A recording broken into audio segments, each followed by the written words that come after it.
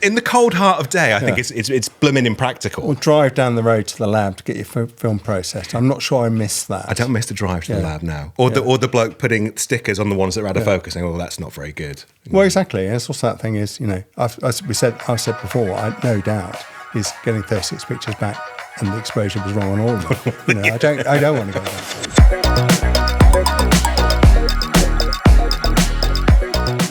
Hello and welcome to Bokeh Face, the Digital Camera World podcast. My name is James Arteas. I'm the editor-in-chief of digitalcameraworld.com, and joining me is Chris George. Hello, James. Really good to have you back. It's nice to be back. You've been away for a few episodes, haven't you? I have. New baby, less sleep.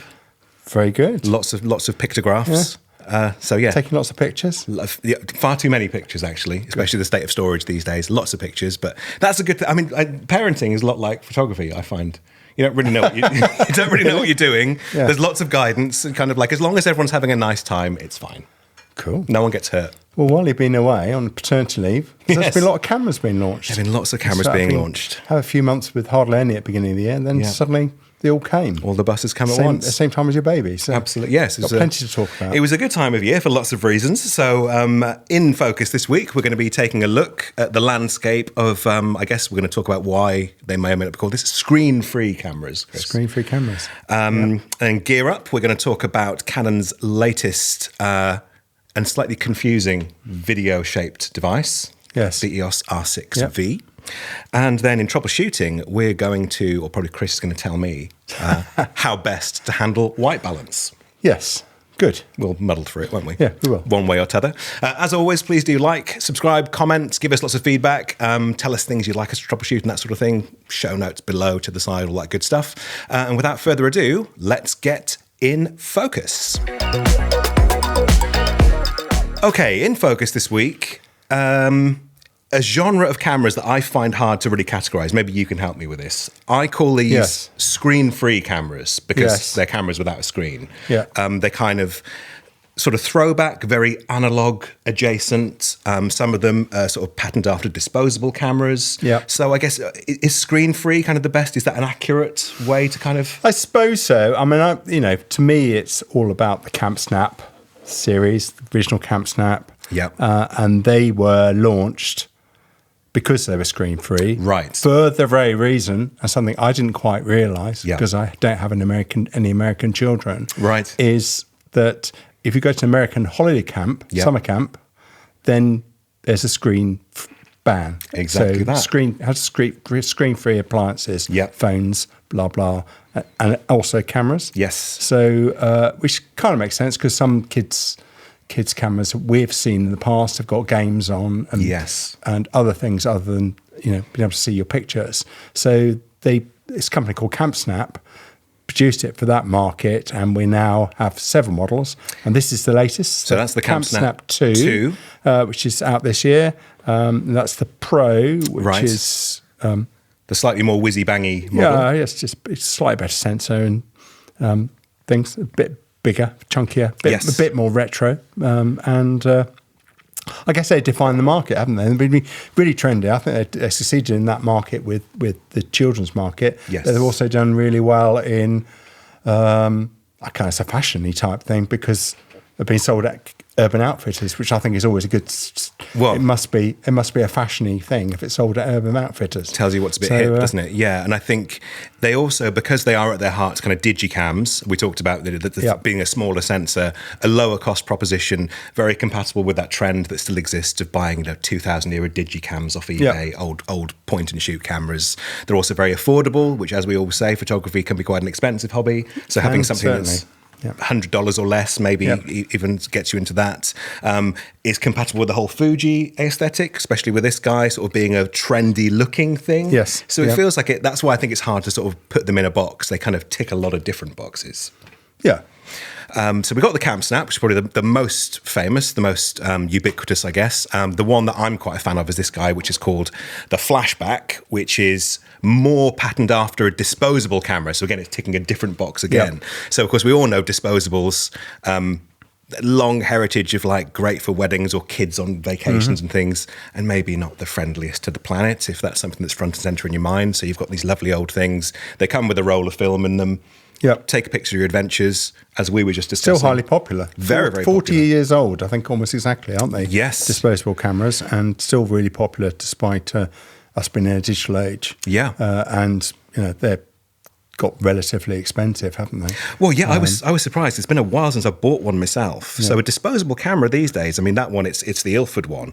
I mean, that's $23 or £22, which in my mind they weren't always that. I know everything's more expensive and film's more expensive. Yeah. And of course you have to pay for processing as well. So it's not the expense doesn't end up with that. So that's right. So I guess these guys' take on it is like, so you've got the old characteristic. We'll talk about cam snap in a second, but I love these because the old thing with disposables. Of course, I've broken the wheel on this one. It's got a clicky wheel, which these newfangled modern ones, same. You've got that very tactile kind of thing, physical. Clunky, clicky button. So you get that same tactile experience. And I think that's a part of it as well, isn't that tactility that maybe we've lost with the digital age where everything's very sleek and touch screeny and things. Yeah, well, I think so. And it also it's that, because it hasn't got a screen, you can't see the images. There's that delay to seeing your pictures, like when we started, when you were using film, and everything was like that. Yeah. But you have to, and we're all really guilty, some of us more guilty than others, of chimping and looking at every single picture you take and zooming into it and going, if that's that sharp, right? I wish that wasn't in the background. Yeah. Those sorts of things, where this one just forces you to try and get it right, and then at some point later, presumably when you're back to base with your computer you plug it into, you look at these things. I guess if you're on holiday, you're at camp, you probably do it at the end of the summer, don't you? So yes, to a larger extent, which is interesting. So. Well, yeah, and I think that's a really valuable thing as someone who's spent most of his life now, I guess, in the digital age, where you do take for granted the immediacy, and it's not just immediate satisfaction, it's immediate nitpicking and immediate let's go back and do that again. Can we take that again? Rather than just being in the moment. That's nice, and maybe your memory then is a little bit imperfect, but maybe there's some joy to that somehow. Of having a slightly shaky image, or a bit blurry, or somebody's eyes are closed in the picture. And it has to be said, the quality of these things isn't brilliant. Mm-hmm. There is a kind of retroness to it in that thing. It's a bit like using an old compact camera or disposable camera, because you don't have lovely, sharp, beautifully images, because they are a bit lo-fi, rough around the edges, which is the whole point, isn't it? These aren't supposed to be your prestige. Photograph a wedding on them, your college graduation. You might do that as a backup or a second thing, or say, give it to the kids so they can maybe cultivate a love of photography or just join in. Yeah. But really, these are fun more than pure function, I guess. Yeah, so they are capturing pictures, aren't they? You give them to a child. If a child is the main market, and they are taking images and they're creating their own memories with them. So there is a utility to them. Yeah. Well, you made a good point before we started filming, which is, you give the camera to the kids and they just take pictures of things. They just see events in a completely different way than you or I do. I can remember Hillary, our US editor, she gave this one, the Cam Snap 2, to a 6-year-old. Yeah. And he was really, really happy because he'd taken a picture of a dandelion. Right. The simple things. Well, exactly. And I remember my children having disposable cameras when they were on holiday, and being really happy they'd taken a picture of the coat hangers hanging on the back of the door, wherever we were staying. Okay. So that's their holiday memory. It's a memory. It's what they saw. I'm still talking about it today, so it stuck with me. Well, to your point about us coming from the film age. Now, what I did like about, I'm going to hold up the Flashback V2. It's the V2. Yeah. So in the original one, it still has it in this. They try to embrace that film kind of perspective. So originally, you would take. This is limited to 27 shots, a bit like an old roll of film. Yeah. And once you'd taken them all, you then beamed the pictures to your phone, and they would process, in inverted commas, air commas for those not watching by video, they would process and they would take 24 hours until you could look at them. I guess it's a bit like what the X-Half does, right? Film camera. X-Half's got a setting that does that, yeah. So, and that was supposed to be part of the idea. It didn't have any other option on the first one. That was how you were to use this product. It was delayed gratification intentionally. And I think a lot of folks really embraced that idea and said, this is great. This is just like waiting till you get your pictures back from Boots or whatever. And then there was another sort of all the box ticking. There was maybe the Gen Z came along. Like, we love everything about this, the retro look, everything else, but why do we have to wait 24 hours? Because they never grew up with that experience. No, so in the V2, one of the big things is they've taken, or that's now optional. There's a digicam mode where you can put them on your phone straight away, which is still fun, still nice. But to me, part of the magic, which is, I guess, is unique to our generation, maybe, is just like, oh, I like having to wait because that's how it used to be. Yeah, do you? Yeah, I'm sure I do. In the cold heart of day, I think it's blooming impractical. Or drive down the road to the lab to get your film processed. I'm not sure I miss that. I don't miss the drive to the lab now. Or the bloke putting stickers on the ones that are out of focus saying, well, that's not very good. Well, exactly. And it's also that thing is, I've said before, I no doubt is getting 36 pictures back and the exposure was wrong on all of them. I don't want to go back to that. So there's a bit, it's like a game, isn't it? It's a game, I guess, doing that, having that delay, and that has got that syncs with your phone, so it doesn't. It's kind of definitely a step away from the camp snap principle, isn't it? Yes, yeah, and there are more other options available, as like the rewind pics and the echo lens and other kinds. And these are kind of the two most popular. The camp snap most popular by far. And just talk about their price quickly, because we mentioned that disposable cameras now are sort of $25 odd. So the camp snap 2 is $70 in the US, 54 quid here in the UK. Yeah. The Camp Snap Pro, that's a 16 megapixel sensor. That's an 8 megapixel sensor. Yeah. These guys have a 13 megapixel sensor, but again, they're all sort of 1/3 inch, so very, very small. Because again, they're not about the quality; they're about the experience. It's comparable with a whole load of other compact cameras in the market. Sure, so it's not ridiculously small, but on the smaller side. Yeah. So different, maybe in the same league. Well, again, as I say, not high quality. Yeah. Yes, again, because that's not the point. And the flashbacks. Price is a bit weird in this one. It's 85 quid in the UK, but I think because they are Australian, I think they've fallen foul of tariffs in the US, so they're $120 in the US. Oh, okay. Whereas Camp Snap, I think, is an American product, isn't it? So they'd have to worry about tariffs. Californian, I believe. Yeah. Yes, well, it's a very Californian idea, isn't it? Enjoy your screen-free summer. I think these are a really fascinating category of camera. Obviously, we own a couple of these. These are ours. We didn't just didn't steal them. They're our personal ones. Yeah. And this time of year we're coming up to, I think it's great as somebody who's got a little one who's not ready to take pictures yet. But I think this is a great way for them to sort of experience a bit of the way I interacted with photography to sort of start their journey, I suppose. Well, definitely. Starting with their sorts of cameras, so disposable is expensive. These things are reusable and less than $100.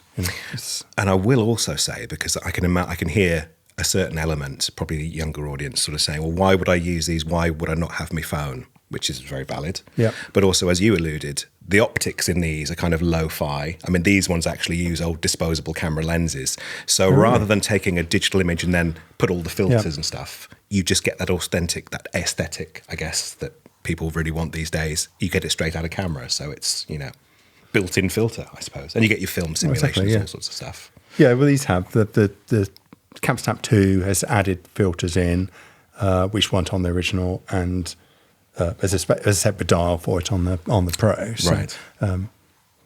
Actually, that's another thing. Think about this guy on the V1 of these. So you go into your phone, you choose your film, like you put in a roll of film, and then you would be stuck with that for all 27 exposures. Couldn't change it, and then you get your developed images come back, and they're black and white or whatever. You can't mess with that. But again, in V2, I think because some of the folks who aren't used to that way of working say, it'd be nice if these pictures weren't in black and white, can I change it? So now in the V2 one, you can change it in post. Yeah, I don't miss having to use the same ISO for 36 pictures either. Yeah, sort of stuck with that. The sun's gone, right, guess I'm not using that camera anymore. Yeah. And the highly giftable, of course, which, as we alluded earlier, price is sort of very friendly. And it's a nice thing to buy for a photographer or for your photography friends, or just, it's not often you get giftable things in this business. No, exactly, yeah. So we are very happy to have these. Anything else? Any other thoughts about these, Chris? I mean, they're lo-fi. They do what they say on the tin, don't they? Pretty, fun to use. Well, great I guess for kids. we're seeing a lot of. We talk again and again, and we no doubt talk about it later. Is compact cameras have come back in a big way, and this has become another category. The Charm era, we talked about in previous episode, hasn't got a screen. Right, yes. And that's $30, $40. Yeah. And highly popular. And Yeah, this is a bit more functional, isn't it? Because you can actually hold it. The Charmera is rather too small. Like a dainty little camera by the fingertips. So yeah, a great bit of fun. If you don't already have one of these, if you're curious about them, very much recommend checking them out. Just be aware that they are very retro, very lo-fi. Yeah. So you're not going to get 100 megapixel brilliance out of them. They're going to be fun. So from something very retro and very stills oriented in our gear up section, we're going to be talking about something that's very, very futuristic and definitely video shaped. Okay.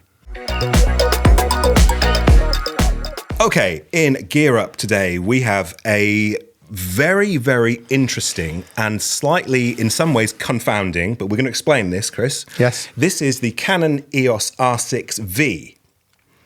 If you're getting a bit of deja vu about that, you may also be aware, we've recently looked at the Canon EOS R6 Mark III. Yes. There is also a Canon EOS R50 V. R50 V. And when we tell you about the specs, you might go, oh, that sounds a bit like the EOS C50. Yes. Because the crux of this guy is that it has Canon's lovely, shiny new 32.5 megapixel open gate sensor. Yep. That was all the rage, all the business, which they've now used in 3 different complementary but slightly confusing cameras. Right. So we've got the EOS R6 Mark III. 3. The R6 V. V, which stands for video, not for 5. Exactly. Yeah. Yes, of course. Yeah. That's another thing, right? Yeah. The nomenclature. And the C50, they all have the same core specs, core architecture, but they're all aimed at slightly different people. And to confuse things a little bit more, the Canon EOS R6 Mark II, which is a different camera completely, that's still on sale. Yes. So you've got 3 models of Canon EOS R6, Yep. 3 cameras that use the same sensor, have the same tech. It can be quite confusing. Yes, it is. And where's it fit? I mean, the way that Canon explained it was this was they call it a hybrid video camera. So to me, hybrid meant it did photo and video. Yes. But this is now a hybrid video camera. That's what they said, isn't it? They originally said that about the C50 as well. The R6 III was the hybrid photo, that was the hybrid video. But I guess this is really the hybrid video, or maybe this is the hybrid content creator. Somewhere between all these positions. Yeah. I mean, I think the truth is you wouldn't really buy that for stills. You can take stills with it, but it'd be no fun for using for stills. Definitely. I would say. And it has a whole load of features in there which are designed for video. So the first thing it's missing, of course, is an EVF. No EVF, yes, exactly. Which inherently makes it a bit less appropriate for stills. Yeah. But on paper and specs, this will be the 3rd time we've gone to the specs for this thing, so I'm going to do it off the top of my head, see if I can remember. Wow. 32.5 megapixel sensor. Yeah. Open gate capable. Can do 7K 60p, 7K 30p open gate. Yeah. 40 FPS bursts. Can't tell you what the ISO is, but I can tell you this isn't dual base ISO. Dual base, no. Whereas the C50 is dual base. Right. This guy has in-body image stabilization. Yeah. Which the R6 III has, but the C50 doesn't, because the C50 is a cinema camera and Canon doesn't put IBIS in its cinema cameras. This does have an active cooling system. I'm going to point at stuff there. It's got, fans and vents, because if you're shooting 7K, especially open gate, your camera might get a bit hot. The R6 III doesn't have active cooling. So again, these are all slightly different variations. If it's weather sealed, the C50 isn't weather sealed. So to me, as a solo run and gun kind of video shooter, this would be the one to go for, because it is sealed, stabilized, shoots open gate and stuff. If you want to shoot high-end cinema type stuff, the C50 is the one to go for. Not stabilized, but it does things I guess it gets more confusing because there is a difference in the price, but it is really small. The C50 is slightly more expensive than this, but not much. Right. They're like $200 or something, and that price point, you can almost ignore that.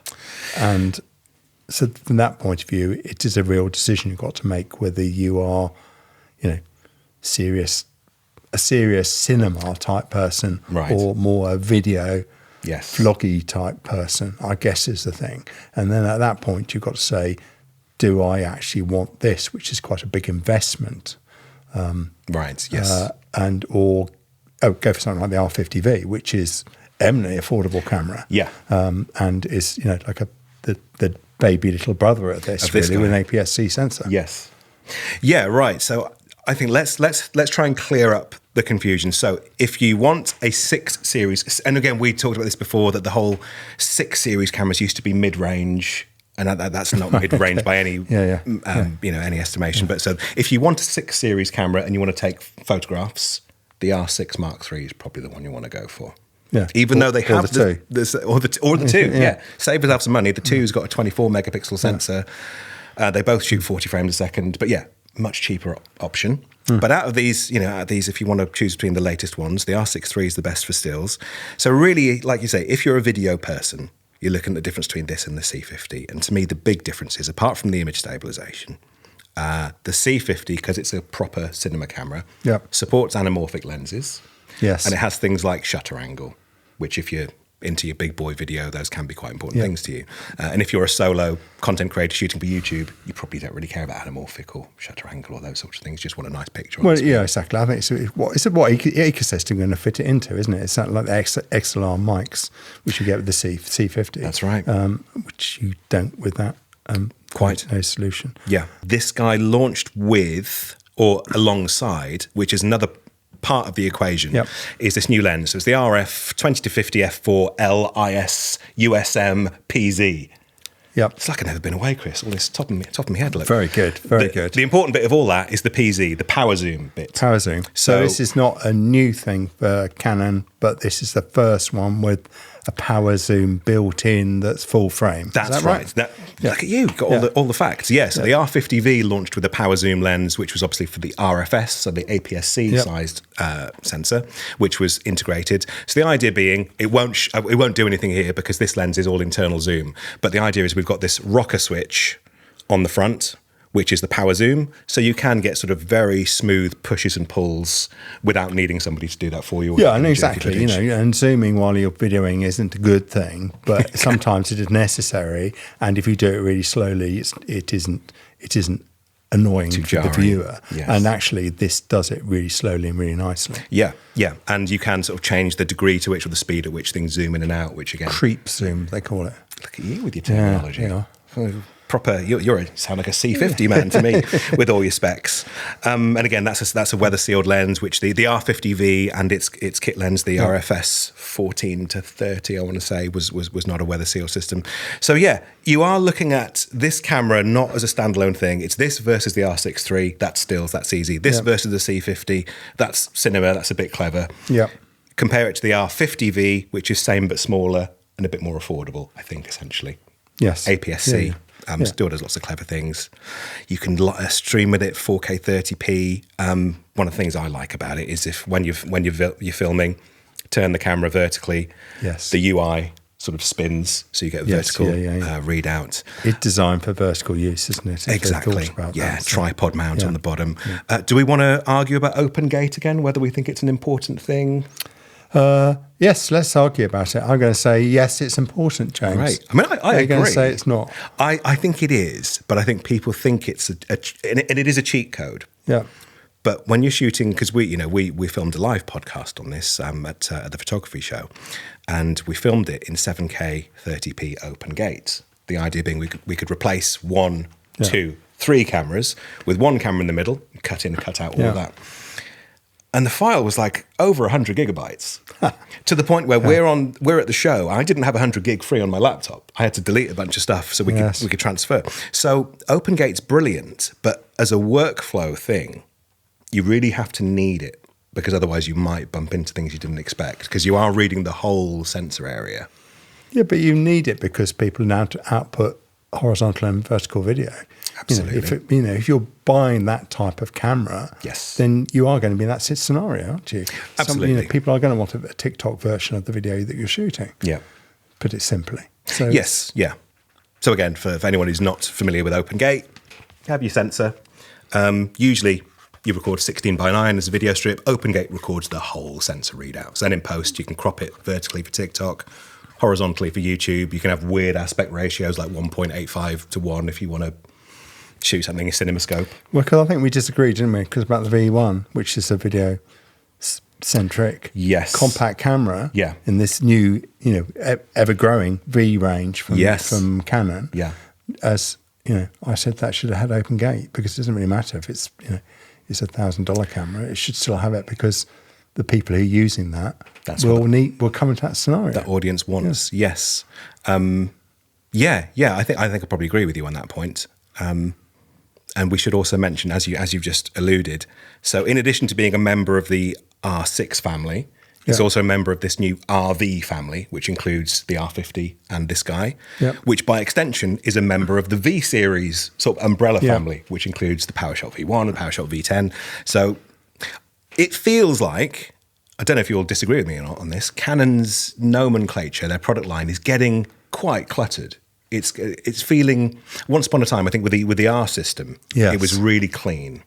Then they did that weird thing releasing the R8 and the R10, which kind of knackered the exactly. The hierarchy. Because the R8 is full frame, the R10 is APS-C, which is counterintuitive to the numbering system. Definitely. And then now they've got these sort of subcategories, which I understand what they are in isolation, but as a whole, you know, someone says to me, "Oh, which R6 shall I buy?" Then you've got to interrogate, "Oh, what do you shoot?" What's that whole idea, isn't it? We've had this, you know, a glut, or you know, a number of manufacturers bringing out hybrid cameras which do video and stills. Yeah.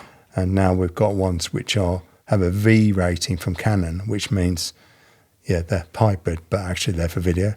Yes, yeah. It does most of what it says in the tin. So just to make the point again, so the R6 V does the same photographic stuff as the R6 Mark III, 40 frames burst and all that sort of stuff. Pre-capture, which is great for wildlife, you know, takes 20 frames or half a second when you half press the shutter, so you never miss that shot. But again, trying to do those things on a camera with no EVF, good luck with that, especially with a big lens.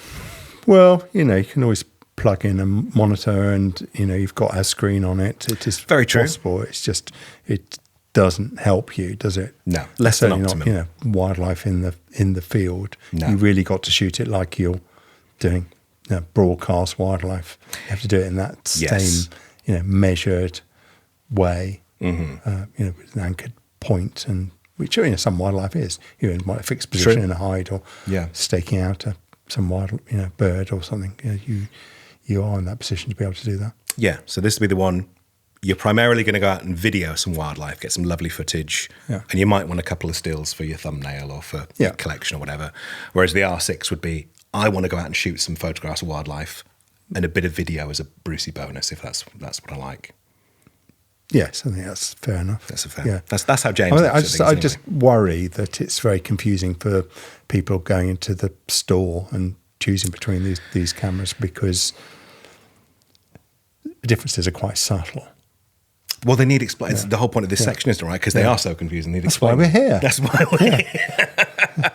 But once upon a time, you'd upgrade from your R6 Mark II, which arguably you may or may not need to do, depending on, you know, your proclivities. But you might, I'll just get the Mark III. But now you've got 3 choices to make, and it's, I think Canon is feeling a little bit cluttered, which isn't necessarily a bad thing. It means there's lots of choice, which is great. But to me, it feels... Well, no, and that's, you know, there's a lot of people who are doing, you know, let's call it content creation. It's not a term I particularly like, but, you know, it's, you know, they have to do video, and a lot more people, video is actually the most important thing. Yes. So it makes sense to have these options from Canon. Absolutely. Canon in particular, who, you know, like having every single segment available.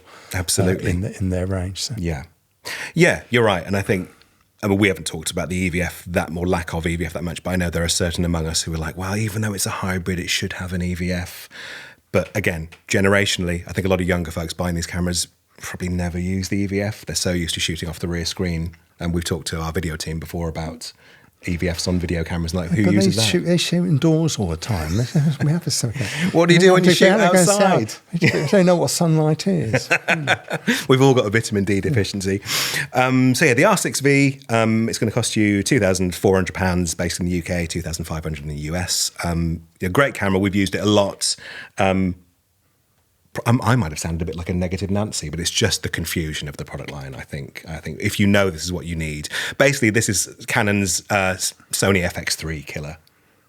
Okay. And I think it does kill the FX3. Did you say that about the C50 when that came out? I did. Yes. So this is C50 killer as well. Well, this has got IBIS. The C50 didn't have IBIS. So there you go. Yeah. So, this probably best resembles an FX3 in terms of the form factor and the stabilization and the cooling system and stuff. So, probably... Yeah, I've eaten my words. This is now the FX3 killer. Okay, all right. Go back and you know, the lens is exciting. Lens is very exciting. I think a lot of folks, 20 to 50 for f4. What's that good for? Well, it's good for what this camera does. Masses. Lots of stuff, yeah. Especially with the power zoom. So, if you're going to use a camera like this, I'm trying to make a neat segue to our next section. See if I can invent this on the fly. Good luck. If you're going to be a high-end cinematographer who might use a high-end cinema-type camera, you might want to master something like white balance. Really? Yes. Apparently so. That's what they tell me. Which is something we're going to tackle in our troubleshooting section. Okay, troubleshooting this week. This is a reader question. And I think the gist of the reader question is white balance. What do you do with it? Do you need it? Do you leave it in auto? Do you just fix it in post? Do we need to worry about it at all? I think, for someone who maybe has never encountered white balance as a thing, because most cameras are set to auto by default, right? Yeah. So maybe that answers the question for us. But white balance, why, how is it important? And the answer is yes, it is quite important. It is. And these folks were talking about white balance when we were setting up. Well, exactly. All these lights here all got different colour temperatures, or could have different colour temperatures. It's important that they're matched. Probably. You're looking more suntan than me. Where should we start? White balance, what is it? It effectively controls the color temperature of your image and whether the colors look right or not, which might sound counterintuitive because it's the white balance. It should only affect the whites, but obviously every color has a component of white to it. But yeah, if you've got things like wacky looking skin tones or colors are very much not how they should be, your first port of call is probably to see what your white balance is. Yeah, I think the key thing I think is go right back is if you look on white bit paper and you're inside, say you're reading by candlelight, which I imagine you sometimes do, James. Yes. That piece of paper would look white to your eye because your brain is quite clever. If you went and read it on a beach on a tropical island, again something you do quite often, then that page would also look white. Did it this morning. But actually, the colour of that light is different. Right. The candle is more orange. Exactly that. And only tropical sunlight is going to be more blue. Yeah. And we have a range of that colour temperature range, which we measure in the trade in Kelvin. Which is a range that goes from candlelight, probably 2,500 Kelvin, something like that. Bright blue sky outside in your tropical island, 10,000 Kelvin. That sort of. If it's a lovely tropical island. That sort of range, and there's everything in between. So you want to get the colour looking right, as you say, because if all your pictures show you to your friend and all your pictures look orange, they're going to say your pictures look off. That's right. Yeah. And cameras nowadays are really, really good at doing this. So auto white balance, to answer your question, auto white balance is great. Yeah. It does it for you. And if, like me, you shoot everything in RAW, you can actually change the white balance afterwards. Absolutely. Yeah. So, it's not a real problem. So the real question, I guess, is when is auto white balance not enough? So I can relay a story about this because auto white balance is great, so fixing your white balance is great, unless it's in video, and you haven't shot video in RAW, which I don't tend to by default because of just storage. So I was on a press trip. I think it was one of the anyway. It's a nice posh Canon camera. We were in a nice posh venue. Yep. Wanted everything to look plush, luxurious, everything else. And for some reason, the camera was set on some bizarre. It was either Kelvin or tungsten or something weird like that. Yeah. And I didn't notice because I'm an idiot and I wasn't paying attention. Yeah. Then I got back and realised, oh, bloody hell, my skin is green. Really green tinged. The colours are all wrong. And because it wasn't shot in RAW, there's very little you could do to fix it because obviously video behaves a lot differently. There's a lot less latitude than still. So I would say, first of all, it's a big deal getting it right in video. And this environment would be a good case in point. When might auto not be enough? Well, if we've got, say, half a dozen lights and they're not all the same colour temperature, or we were shooting indoors with a window with some sunlight coming in. There was mismatched colour temperature.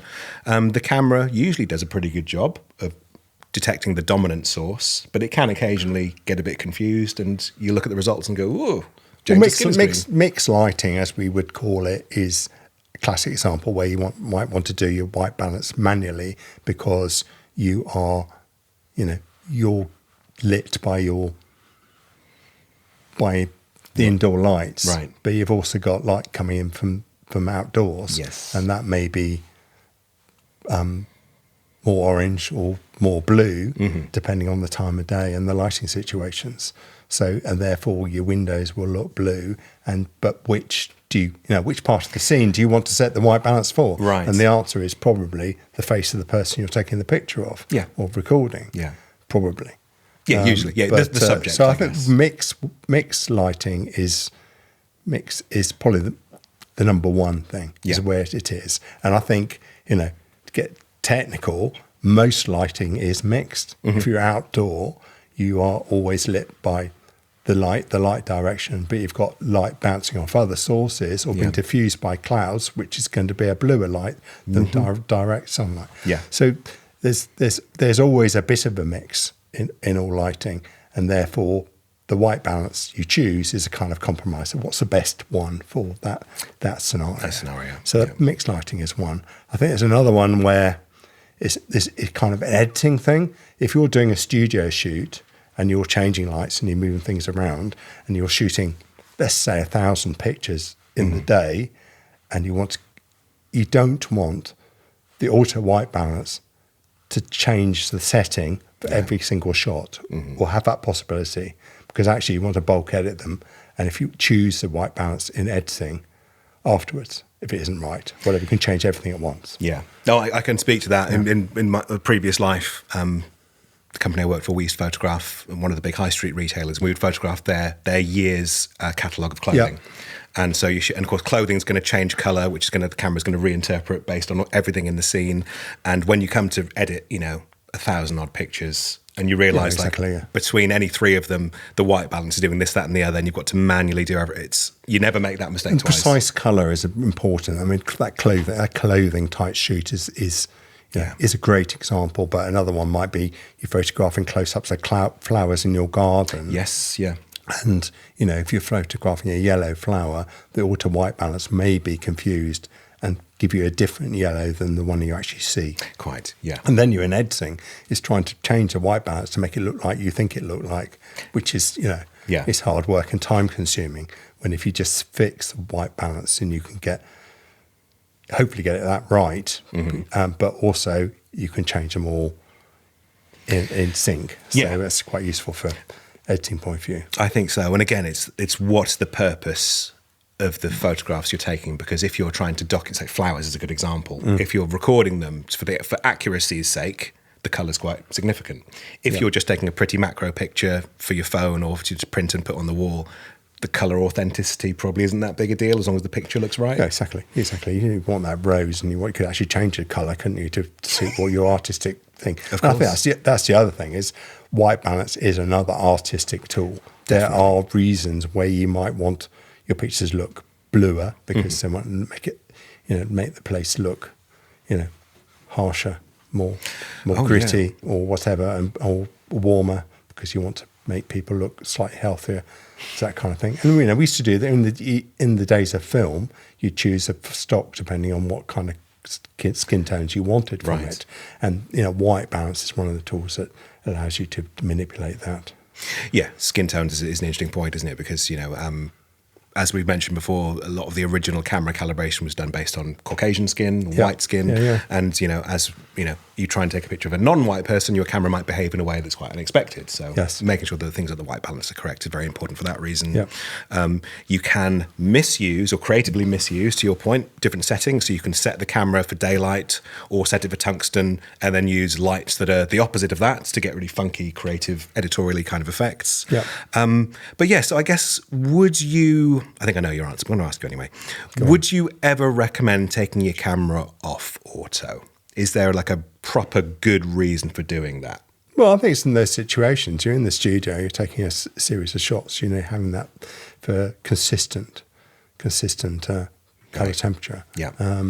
whether you're going to edit it or just get it right in camera, whichever of those routes you're going to take. So that's important. And I think it's also, the mixed lighting thing, you take it off because of it. And I think there's creative things. I mean, a good example of that, I think, is sunsets, because sunsets, you want to look orange and red, and there is a tendency for auto white balance.